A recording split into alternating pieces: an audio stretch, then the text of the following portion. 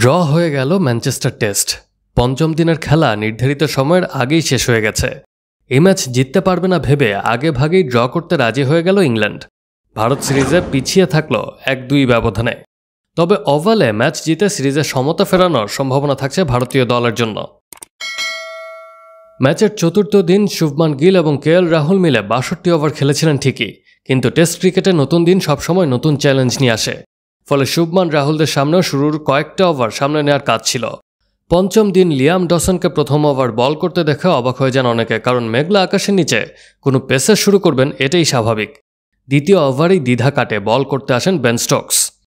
কেন স্টোকস এই টেস্টে নিজের সেরা ছন্দে রয়েছেন তা বোঝা যায় প্রথম ওভারেই। চতুর্থ দিন শুভমান রাহুলকে কোনো ইংরেজ বলার বেকায়দায় ফেলতে পারেননি, কিন্তু স্টোকস আসতেই ভারতের 2 ব্যাটার সতর্ক হয়ে যান।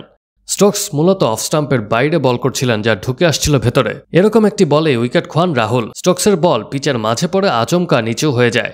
রাহুল ব্যাট নামানোর আগেই বল আছড়ে পড়ে প্যাডে।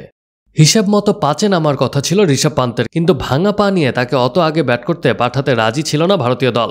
ফলে 5-এ পাঠানো হয় ওয়াশিংটন সুন্দরকে। ভারতীয় দল তাদের চতুর্থ উইকেট হারায় 222 রানে। শুভমান গিল জফরা আর্চারের বলে 103 রান করে আউট হয়ে যান।